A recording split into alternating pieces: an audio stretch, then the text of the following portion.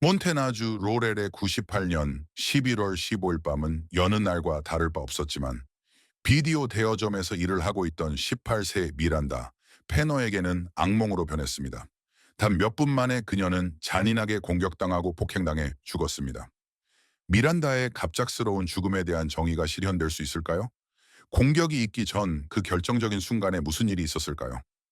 로렐은 인구 7천 명이 조금 넘는 몬테나주 옐로스톤 카운티에 위치한 작은 마을입니다. 친절한 커뮤니티와 그림 같은 주변 환경으로 유명합니다. 이 도시는 옐로스톤 강을 따라 위치해 있어 낚시와 카약 등 다양한 야외 레크리에이션 활동을 즐길 수 있습니다. 로렐에는 매력적인 상점과 레스토랑이 있는 역사적인 다운타운 지구도 있습니다. 전반적으로 로렐은 평화롭고 친근한 분위기로 번잡한 도시 생활에서 벗어나고 싶은 분들에게 완벽한 곳이며 바로 이곳에서 저희의 이야기가 시작됩니다. 조용한 마을 로렐과는 대조적으로 미란다 콜린 페너의 출생지인 세크라멘토는 당시 캘리포니아에서 가장 번화한 도시였습니다. 그녀는 1969년 12월 26일 마이크 페너와 셰리 페너의 딸로 태어났습니다. 그녀는 외동딸이 아니었고 팀이라는 남동생이 있었습니다. 미란다가 겨우 11살이었을 때 가족은 짐을 싸서 몬테나주 로렐로 이사했습니다. 미란다는 어린 시절 친구들과 익숙한 환경을 떠났지만 금방 적응했고 곧 새 집에서 새로운 친구들을 사귀었습니다. 미란다는 로렐 고등학교에 진학하여 학업과 사회성 모두에서 두각을 나타냈습니다. 하지만 책과 공부뿐만 아니라 사랑하는 사람들과 시간을 보내고 그림을 그리고 최신 패션 트렌드를 탐구하면서 창의적인 면모를 키웠습니다. 친구들과 오후에 쇼핑을 즐기거나 최신 디자인을 스케치하는 등 미란다는 항상 삶의 사소한 것에서 기쁨을 찾았습니다. 수년간의 노력 끝에 마침내 미란다는 자신이 성취한 모든 것을 자랑스럽게 생각하며 990년 5월에 로렐 고등학교를 졸업했습니다. 고등학교를 갓 졸업한 미란다는 세상에 도전할 준비가 되어 있었습니다. 얼마 지나지 않아 로렐의 메인 스트리트 419번지에 위치한 매력적인 비디오 대여점인 더 무비 스토어에서 일할 수 있는 기회가 찾아왔습니다. 미란다는 자신의 일을 사랑했고 금세 가게의 단골 손님들에게 친숙한 얼굴이 되었습니다. 미란다는 전염성 있는 미소로 손님 한 명 한 명을 열정과 기꺼이 도와주려는 마음으로 맞이했습니다. 가게는 그녀의 집에서 가까운 거리에 있었고 미란다는 종종 걸어서 출퇴근하며 자신이 사랑하는 도시의 풍경과 소리를 즐겼습니다.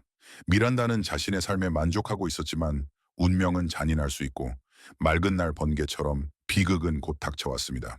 1968년 11월 15일 일요일 밤 8시가 조금 지난 시각 로렐 경찰서는 18살 미란다가 일하던 영화관에서 총격 사건이 발생했다는 다급한 신고 전화를 받았습니다. 지나가던 신고자는 비디오 가게 문 밖으로 필사적으로 기어 나오려는 한 여성을 발견하고 즉시 차를 세우고 도와주려고 했습니다. 그는 다가갔을 때 여성이 목에 총을 맞고 사투를 벌이고 있는 것을 보고 경악을 금치 못했다고 말했습니다. 경찰관들이 사이렌을 울리며 조용한 거리를 질주하며 현장으로 달려갔습니다. 그들이 도착했을 때 비디오 대여점 정문 바로 오른쪽에 피를 흘리며 쓰러져 있는 한 여성 주위에 세 사람이 모여 있는 충격적인 장면을 목격했습니다. 경찰관들은 즉시 그녀를 구하러 갔지만 그녀의 상태가 매우 좋지 않은 것이 분명했습니다.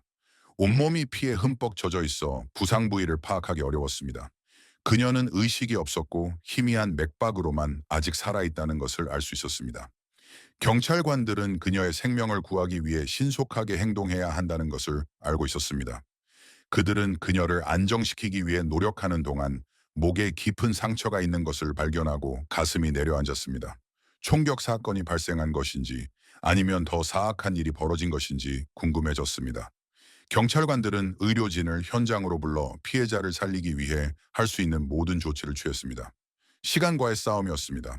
구급차가 총격 사건 현장에 도착했을 때 밤 공기는 긴장과 공포로 가득 찼습니다.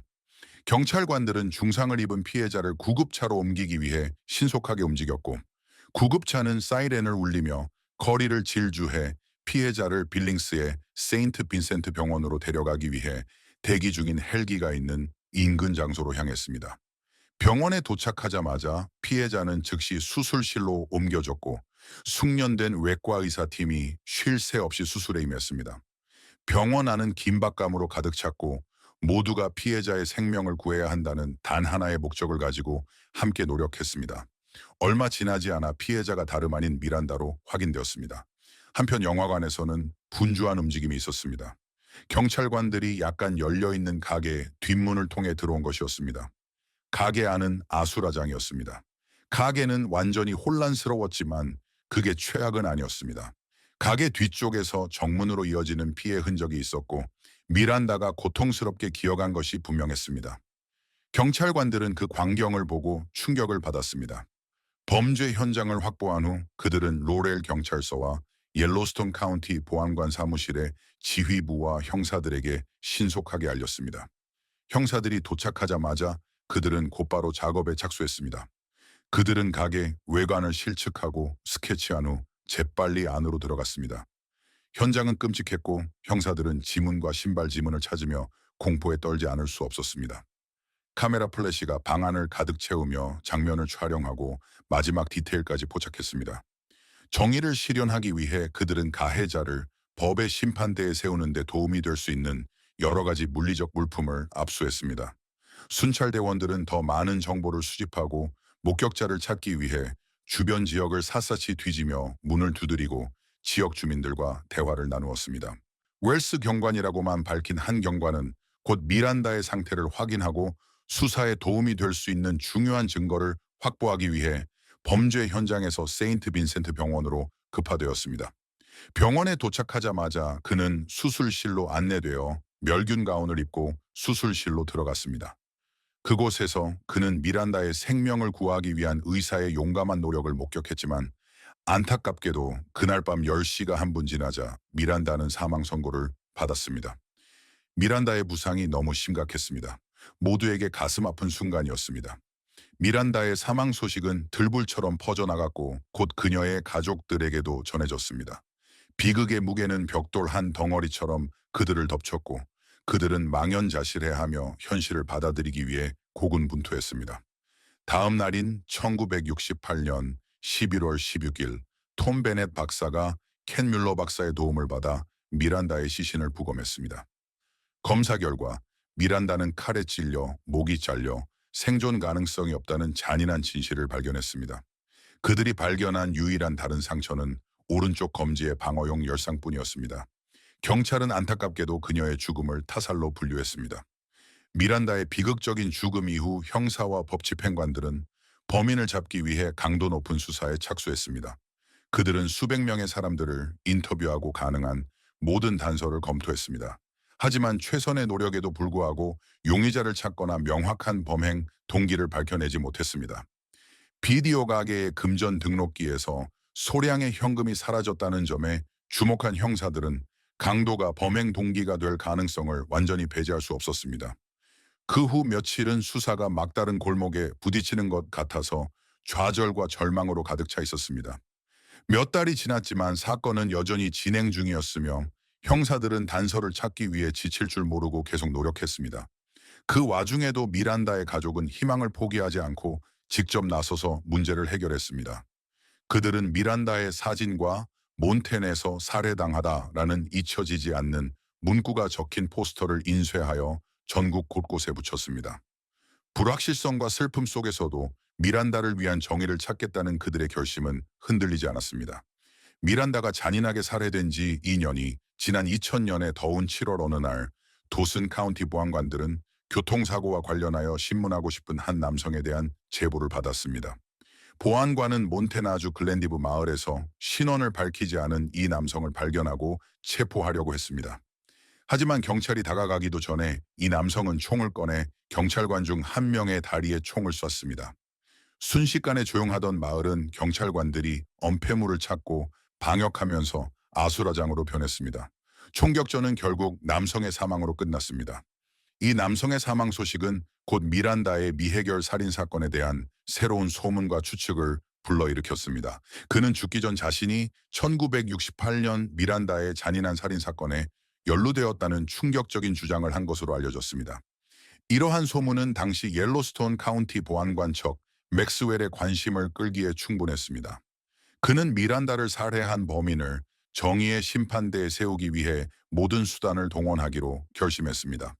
그는 총에 맞은 남성과 미란다의 죽음 사이의 연관성을 조사하기 위해 최고의 형사 2명을 글렌다이브에 파견했습니다.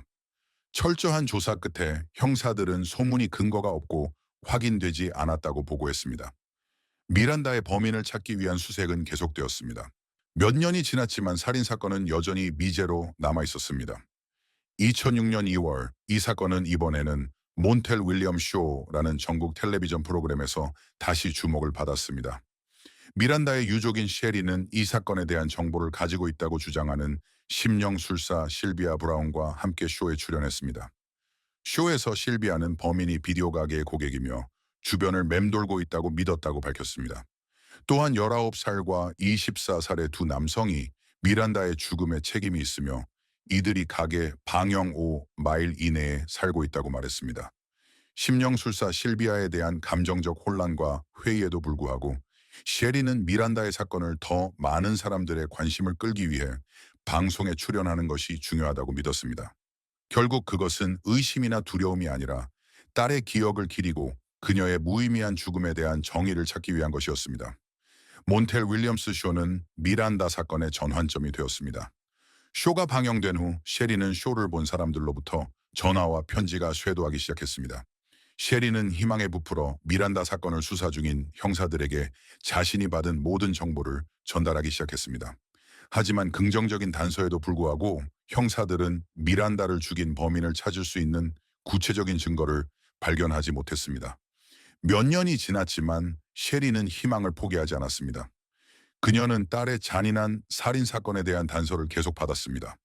새로운 정보를 받을 때마다 오래된 상처가 열리는 것 같았지만 그녀는 아주 작은 단서라도 딸의 범인을 찾을 수 있는 열쇠가 될 수 있다는 것을 알고 있었습니다. 2012년 흔들리지 않는 결심으로 셰리는 미란다의 사진과 함께 미란다를 위한 정의라는 문구가 큰 글씨로 적힌 새로운 포상금 포스터를 인쇄했습니다. 포스터에는 2만 5천 달러의 포상금을 제시하며 정보를 가진 사람은 누구든지 제보해달라고 요청했습니다. 이 포스터는 셰리가 정의가 실현될 때까지 쉬지 않겠다는 의지로 그녀의 고향뿐만 아니라 전국에 배포되었습니다. 2012년 3월 빌링스 경찰서의 강력사건 부서가 설립되었을 때 미란다의 가족에게 한 줄기 희망이 보였습니다. 드디어 미제 살인사건을 전담하는 형사팀이 생겼으니까요. 미란다 살인사건은 이 부서로 이관되었고 그들은 사건 해결을 위해 시간을 낭비하지 않고 노력을 배가했습니다.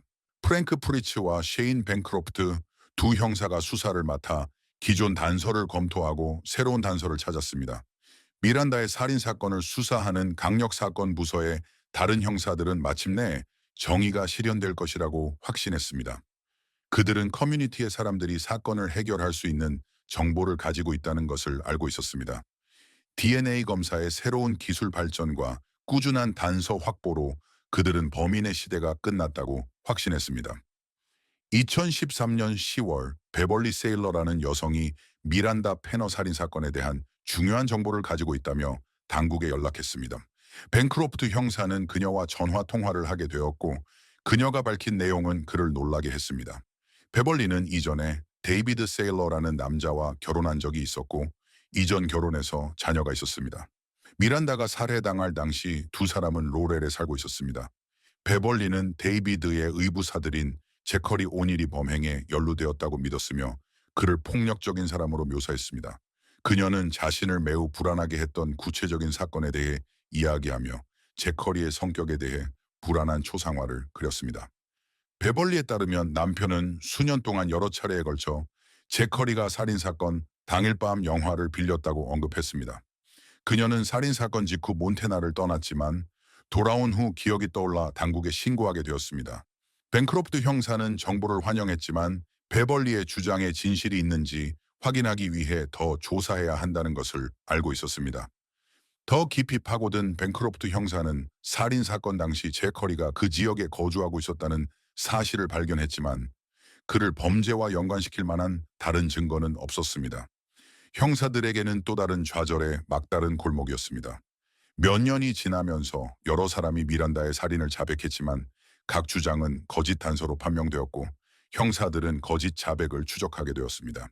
이 사건은 끝없는 희망과 헛된 종결 시도에 악순환에 갇혀 있는 듯했습니다. 그런데 놀랍게도 2016년 4월 전 계모의 연루 의혹을 받던 의부사들 제커리가 워싱턴주 스포켄의 정신병원에 입원해 있던 중 충격적인 자백을 했습니다. 그는 미란다의 살인에 자신이 책임이 있다고 주장했습니다. 그러나 형사들은 그의 자백에 회의적이었고 그가 제공한 세부 정보가 이미 널리 알려져 있었기 때문에 신빙성이 없다고 생각했습니다. 게다가 제커리는 일어나지도 않은 두 번째 살인 사건에 대한 책임도 주장했기 때문에 그의 신빙성은 더욱 의심받았습니다. 그 결과 형사들은 미란다의 정의를 찾기 위해 다른 곳으로 초점을 돌릴 수밖에 없었습니다. 거의 1년 후인 2017년 3월 19일 제커리는 옐로스톤 카운티 구치소에 들어와 경찰관들과 면담을 요청했습니다. 그가 접견실로 끌려가는 동안 경찰관들은 그의 상태가 좋지 않다는 것을 알아차릴 수밖에 없었습니다. 그는 무언가에 취한 것처럼 보였고 경찰관들은 그에게 무슨 일이 일어나고 있는지 궁금해했습니다. 제커리는 거의 1년 전에 로렐의 영화관에서 미란다를 살해했다는 똑같은 이야기를 반복하고 있었기 때문에 데자뷰를 느꼈습니다. 그는 지난 몇 년 동안 감옥과 교도소를 들락거렸으며 스포켄의 의료진에게 자신이 저지른 일에 대해 말하려고 했지만 그들은 자신을 진지하게 받아들이지 않았다고 설명했습니다. 그런 다음 그는 자신이 메탐페타민을 사용했다고 밝히며 당시 자신의 상태를 설명했습니다. 제커리의 자백이 있은 후 경찰관들은 프리츠 형사에게 그의 폭로를 알리는데 시간을 낭비하지 않았습니다. 형사는 사건의 진상을 파악하기로 결심하고 다음날 제커리와 연락을 취하겠다고 약속했습니다. 제커리의 안위를 염려한 경찰관 중 한 명이 그를 위기센터로 데려가겠다고 제안했습니다. 차를 타고 가면서 경찰관은 제커리에게 휴대전화를 충전해두고 형사들의 전화를 받을 준비를 하라고 당부했습니다. 제커리는 고개를 끄덕였습니다. 이틀 후인 3월 21일 제커리는 프리츠 형사와 벤크로프트 형사를 만나기 위해 옐로스톤 카운티 보안관 사무실로 갔습니다. 회의실로 안내를 받던 제커리의 얼굴에는 눈물이 가득했습니다. 형사들은 그에게 고통의 원인에 대해 질문했고 제커리는 로비에서 미란다의 포상금 포스터를 보고 감정이 격해졌다고 말했습니다. 형사들과 마주 앉은 제커리는 눈에 띄게 긴장하고 불안해하는 모습을 보였습니다. 벤크로프트 형사는 제커리의 불안한 기색을 알아차리고 그를 안심시키려고 노력하며 체포하러 온 것이 아니라는 사실을 알려주었습니다. 형사들은 제커리의 권리를 읽어주었고 제커리는 자신이 이해했음을 인정했습니다. 형사들은 어떤 조치를 취하기 전에 그가 말하려는 내용의 진위를 확인할 시간이 필요하다는 점을 분명히 했습니다. 그러자 제커리는 망설이다가 정보를 공개하기 전에 부모님께 알리고 싶다는 의사를 밝혔습니다. 형사들은 고개를 끄덕이며 서두를 필요가 없으며 부모님과 이야기할 시간을 주겠다고 말했습니다. 제커리는 자백을 시작하면서 형사들을 10대 시절로 거슬러 올라갔습니다. 그는 자신이 스포켄에 살다가 1898년 5월경 로렐로 돌아왔다고 회상했습니다. 18살 때 그는 양아버지 데이비드 세일러와 함께 살았다고 말했습니다. 제커리는 마약 중독에 빠졌고 습관을 고치기 위해 절도와 절도를 저질렀다고 인정했습니다. 그는 곧 살인사건 당일에 대해 이야기하기 시작했습니다. 그는 운명적인 그날 어머니가 영화를 빌려달라고 부탁했을 때 어머니와 함께 집에 있었다고 밝혔습니다. 그래서 그는 차를 몰고 영화관에 가서 성인 영화를 포함해 4에서 5편의 영화를 빌렸다고 합니다. 그는 당시 자신이 운전하던 차를 설명하며 대여료를 현금으로 지불했다고 말했습니다. 형사들은 제커리의 계부인 데이비드와 연결된 계좌가 사건 당일 오후 5시가 조금 지난 4분에 영화 4편을 대여하는데 사용되었음을 확인했습니다. 제커리는 말을 하면서 그 운명적인 날에 대한 생생한 세부 사항을 회상했습니다. 파란색 셔츠에 안경을 쓰고 있던 미란다는 영화를 빌릴 때 아버지를 자극할 만한 행동을 하지 않았지만 집에 돌아왔을 때 어머니가 빌린 성인 영화를 발견하고 분노하며 반납하라고 명령했습니다. 그는 영화를 다시 영화가게로 가져갔고 그때부터 훔치기로 결심했습니다. 그는 다른 손님이 떠날 때까지 기다렸다가 22구경 소형 반자동 권총을 꺼내 미란다에게 돈을 요구했습니다. 미란다는 순순히 응했고 그는 그녀를 해치지 않고 돈을 가져갔지만 편집증이 심해진 그는 미란다를 뒷방으로 데려가 자신이 어떻게 그녀를 덕테이프로 묶어 탈출할 수 있었는지 자세히 설명했습니다. 하지만 미란다가 목격자라는 생각은 여전히 그를 괴롭혔고 그는 칼을 꺼내 그녀의 목을 베었습니다. 제커리는 이 끔찍한 장면을 형사들에게 이야기하면서 눈물을 흘렸습니다. 그는 나중에 누군가 오는 소리를 듣고 당황한 나머지 뒷문으로 도망쳤고 미란다는 치명상을 입었다고 회상했습니다. 형사들은 제커리가 미란다의 목숨을 빼앗은 것으로 추정되는 소름 끼치는 세부 사항을 설명하는 동안 제커리에게 시선을 고정했지만 그들의 질문은 아직 끝나지 않았습니다. 그들은 그가 누군가를 해친 것이 이번이 처음인지 알아야 했습니다. 대답은 그들이 상상했던 것보다 훨씬 더 사악했습니다. 미란다를 살해하기 불과 한 달 전에 발생한 잔인한 폭행과 살인 미수에 대해 자백하는 제커리의 목소리는 떨렸습니다. 피해자는 그가 브로드워터에서 본 적이 있는 여성으로 그가 공격하기로 마음먹은 사람이었습니다. 제커리는 형사들을 놀라게 할 정도로 냉정하게 피해자의 목을 베고 죽게 내버려 두었다고 말했지만 공격 당시 콘돔을 사용했고 현장을 떠날 때 콘돔을 두고 왔다는 충격적인 폭로가 이어졌습니다. 피해자의 죽음이 뉴스에 보도되지 않았기 때문에 피해자가 살아있다고 생각했다는 제커리의 설명에 형사들은 경악을 금치 못했습니다. 하지만 애초에 왜 그는 그녀를 죽이려고 했을까? 제커리의 대답은 간단했습니다. 감옥에 갈까봐 두려웠다는 것이었습니다. 면담이 진행되면서 형사들은 제커리에게 그토록 오랜 세월이 흐른 뒤에야 자백을 하게 된 계기를 물었습니다.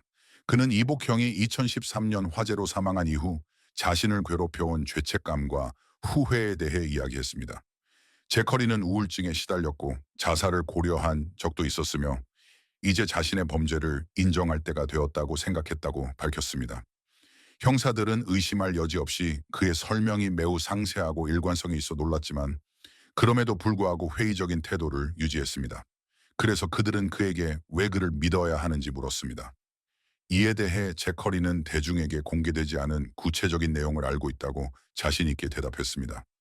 형사들은 자백만으로는 몬테나주법에 따라 유죄를 입증하기에 충분하지 않다는 것을 알고 있었기 때문에 제커리의 말을 바로 믿을 수 없었습니다.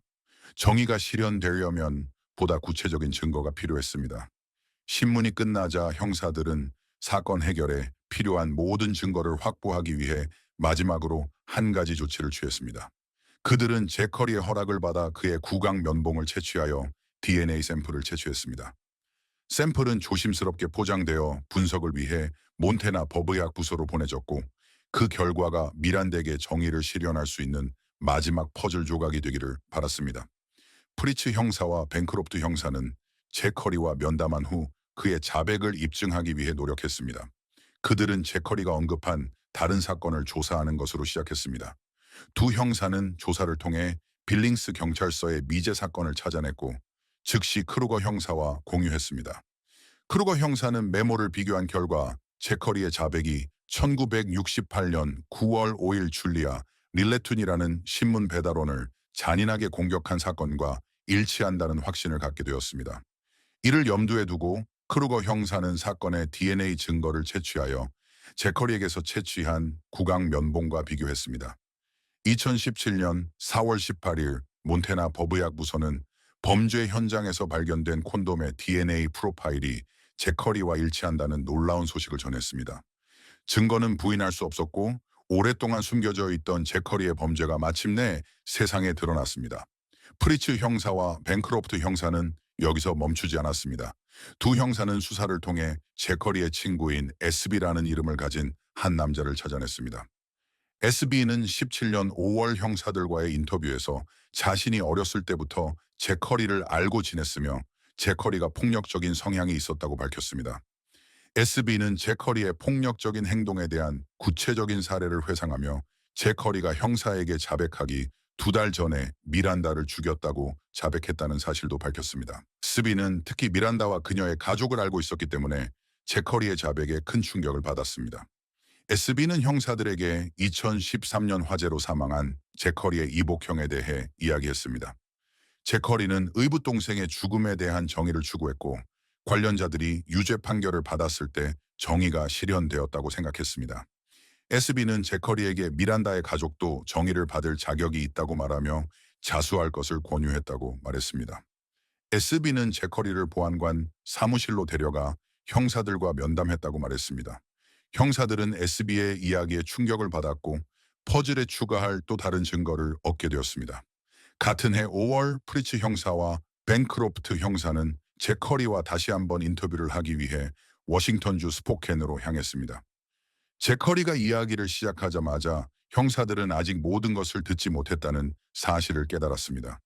이번에는 제커리가 세 번째 여성을 학대했다고 자백했습니다. 그는 어떻게 그녀를 발견하고 리버프론트 공원으로 데려가 강간했는지 자세히 설명했습니다. 형사들은 경악을 금치 못했지만 신문을 계속했습니다. 제커리는 강간 외에 여성을 죽이거나 다치게 하지는 않았다고 주장했습니다. 형사들은 그가 제공하는 모든 정보가 피해자들에게 정의를 실현하는 데 도움이 될 수 있다는 것을 알기에 열심히 경청했습니다.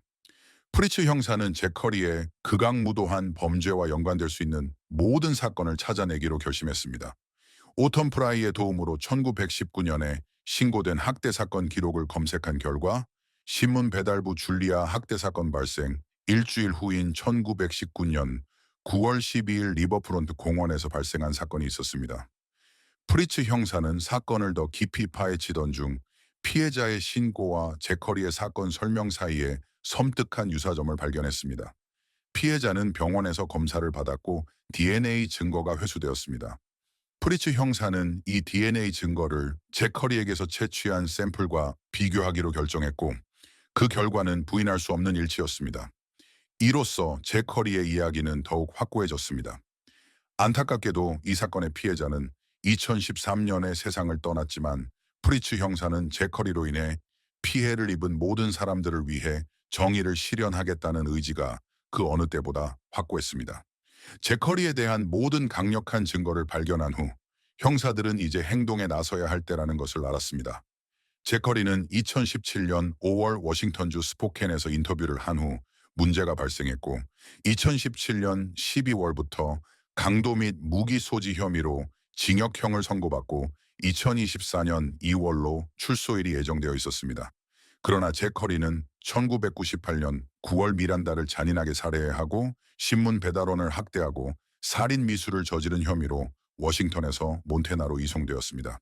검찰은 피해자가 이미 사망한 상태였기 때문에 세 번째 범죄에 대해서는 기소하지 않기로 결정했습니다. 2000년 7월 23일 몬태나 주 법원에서 제커리가 두 가지 범죄 혐의로 정식 기소된 청문회가 열렸습니다. 그는 망설임 없이 유죄를 인정했습니다. 두 범죄에 대한 선고는 다음 달인 8월로 예정되어 있었고 제커리는 그때까지 몬테네 머물기로 동의했습니다. 재판 당일인 8월 23일, 29년 23일이 다가왔습니다.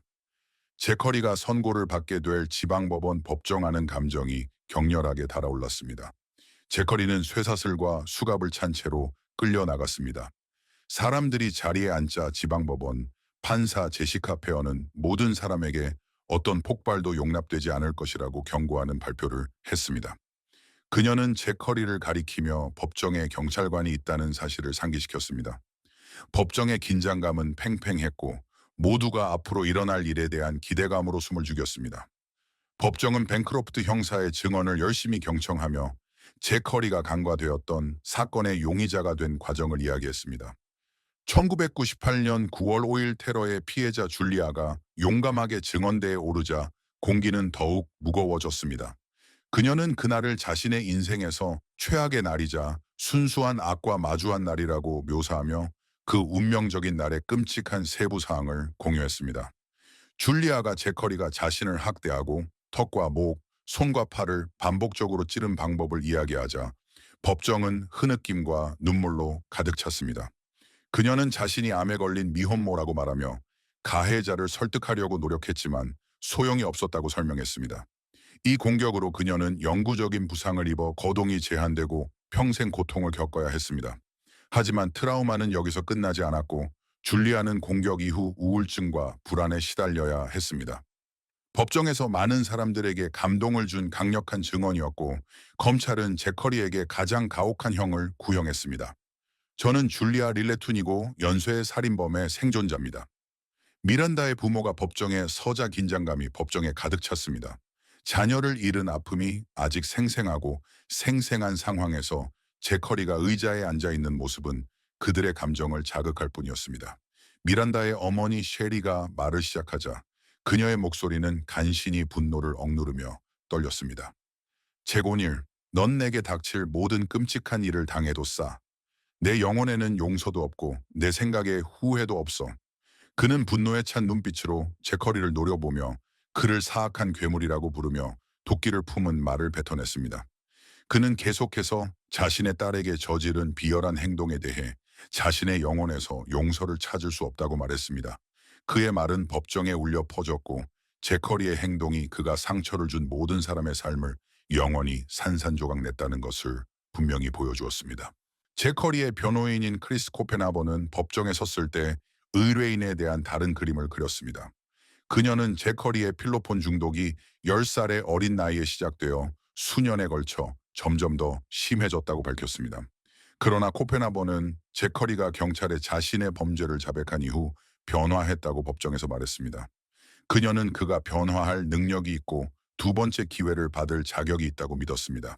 제커리를 인간화하기 위한 마지막 노력의 일환으로 그의 친아버지인 마크 오닐과 그의 여동생이 법정에 나와 제커리를 지지하는 발언을 했습니다.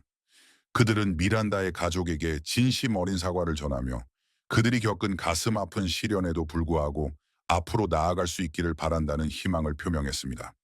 곧 선고 시간이 되자 법정은 숨을 죽이고 제시카 판사가 제커리의 운명을 발표할 때 모든 시선이 제시카 판사에게 집중되었습니다.